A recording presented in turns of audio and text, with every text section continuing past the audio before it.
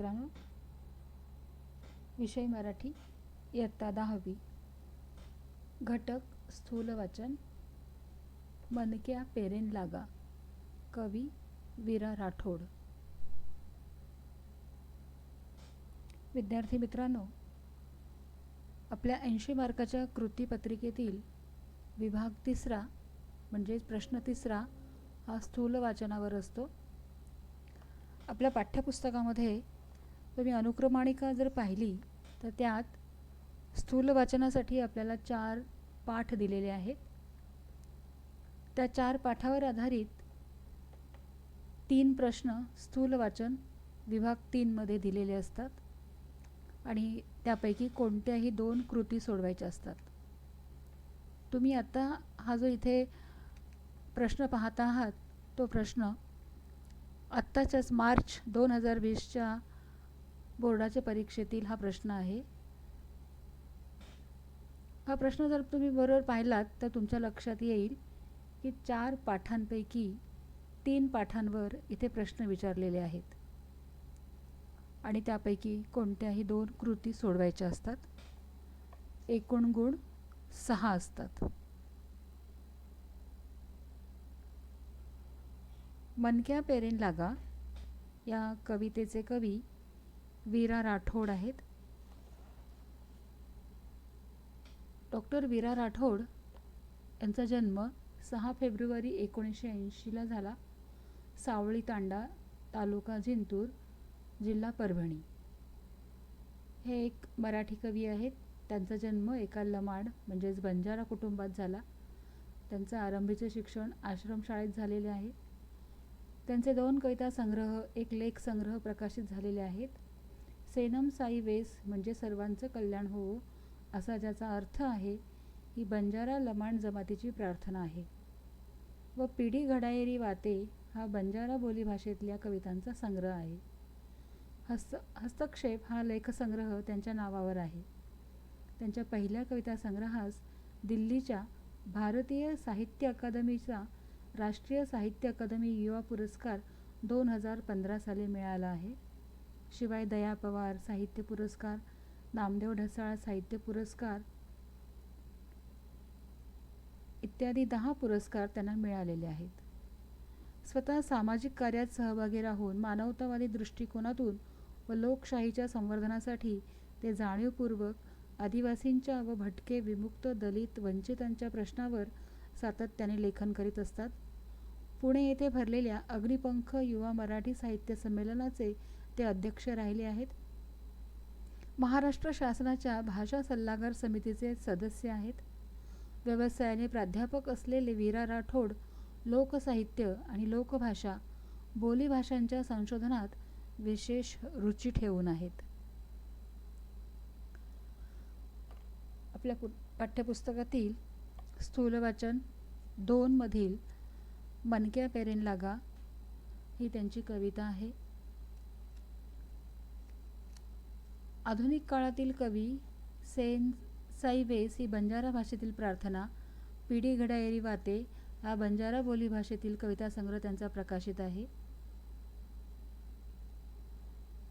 त्यांच्या बंजारा भाषेतील मनक्या पेरेन लागा या कवितेचे विनायक पवार यांनी मराठी भाषेत रूपांतर केले आहे.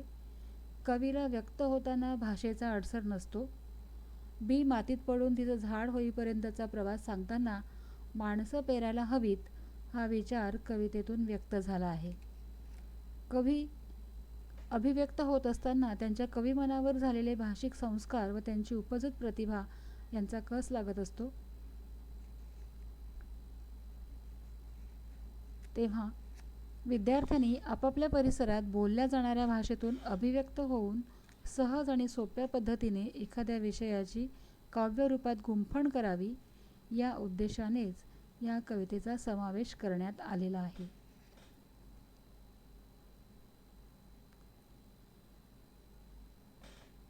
कविता तुम्ही पाहिली तर तुमच्या लक्षात येईल की अतिशय लहान लहान ओळींमध्ये, कमी शब्द, कमी ओळींमध्ये आशय मात्र खूप मोठा इथे कवीने सांगितलेला आहे. मनक्या पेरेन लागा या कवितेचाच अनुवाद बाजूलाच दिलेला आहे, विनायक पवार यांनी केलेला. माणसं पेरायला लागू. मनक्या पेरेन लागा, एक बी जमीम गडच, जमी ओरो नातो जुडच, धूळवोन लगाडच सजीव, असो काही घडच, पाणी पावस उंदाळो वरसाळो आंधी आंधोळो, दुष्काळी ती लढच, एकदन ओन झाड करणच छोडच, चालो आपण बी मनक्या पेरेन लाग जावा. विरा राठोड. त्याचा अनुवाद आहे, माणसं पेरायला लागू, एक बी मातीत पडतं, मातीशी त्याचं घट्ट घट्ट नातं जडतं, माती त्याला लावते जीव, अशी काय घडते ऊन वारा पाऊस पाणी वारं वावधान. वावधान म्हणजे वादळ. ऊन वारा पाऊस पाणी वारं वावधान दुष्काळाशी लढते, एक दिवस त्याला झाड करूनच सोडते, चला आपणही माणसं पेरायला लागू. विनायक पवार. या कवितेमध्ये कठीण शब्द तुम्ही बघत असाल तर तुम्हाला फक्त वावधान हा एक वेगळा शब्द जर सोडला तर बाकी सगळे शब्दांचे अर्थ तुम्हाला माहितीच आहेत. आणि बंजारा बोलीतील जी कविता आहे त्या बोलीतील शब्द आणि त्याचाच इथे मराठी अनुवाद असल्यामुळे त्या कोणत्या शब्दाचा काय अर्थ आहे हे तुम्ही सहज इथे समजू शकाल. एक बी जमीम गडच. जमीम म्हणजे मातीत, गडच म्हणजे पडते, जमिती म्हणजे मातीशी, ओरो म्हणजे त्याचं.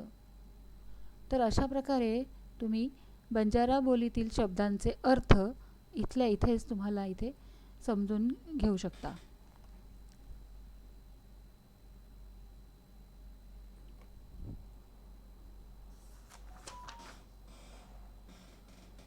या कवितेत कवींनी माती आणि बीज यांच्या प्रतीकातून एक सुंदर विचार मांडला आहे. एका चिमुकल्या बीजातून झाड होईपर्यंतचा प्रवास माती ममतेने जोपासते. बीजाचे झाड करण्यात तिच्या जन्माचे सार्थक आहे. याप्रमाणे या समाजाच्या मातीत माणसे रुजवली व त्यांच्यावर जर चांगले संस्कार केले तर त्यातून चिरंतन माणुसकी निर्माण होईल, हा आशय या कवितेतून व्यक्त होतो. आणि म्हणूनच मनक्या पेरेन लागा म्हणजेच माणसं पेरायला लागू हे या कवितेचं नाव हे अतिशय योग्य आहे असं वाटतं.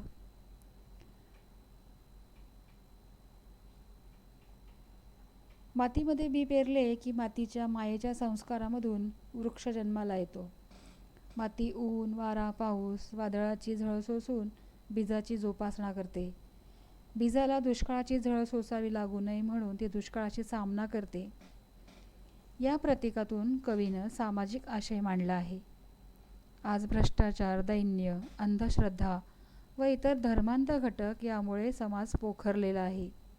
त्यात माणुसकी लयाला जात आहे. अशा या काळात माणसावर चांगले संस्कार होऊन माणुसकी निर्माण होणे आवश्यक आहे. म्हणून माणुसकी पेरणे म्हणजेच विवेकी माणूस निर्माण करण्याची आजच्या काळाची गरज आहे असे कवी सांगतात.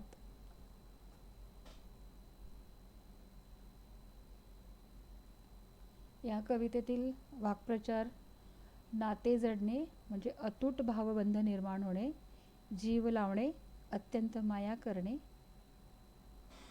कवितेवर आधारित तुम्हाला गृहपाठ हा एक प्रश्न आहे, सहसंबंध स्पष्ट करा. तो तुम्ही तुमच्या वहीत सोडवा. धन्यवाद.